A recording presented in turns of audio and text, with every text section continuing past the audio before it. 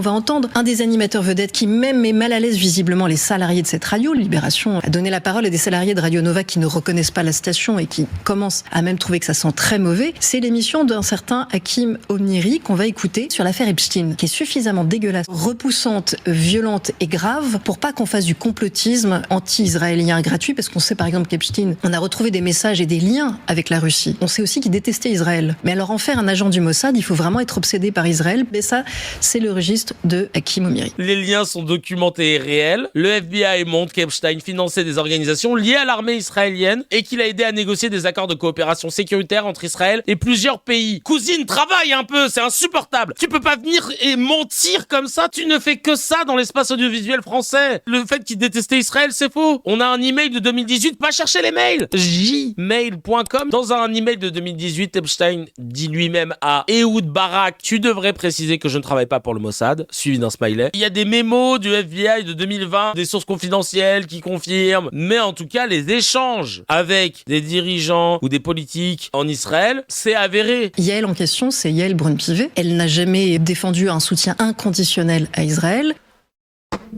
Je veux réaffirmer notre totale solidarité et notre soutien inconditionnel.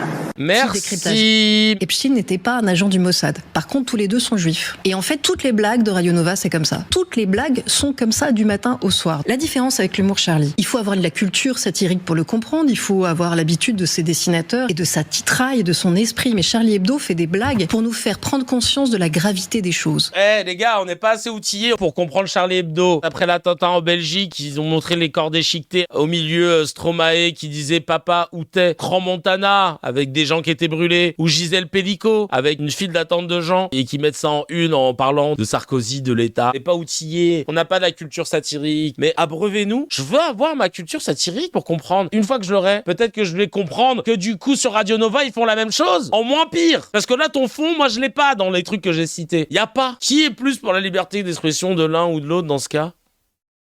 كله تمام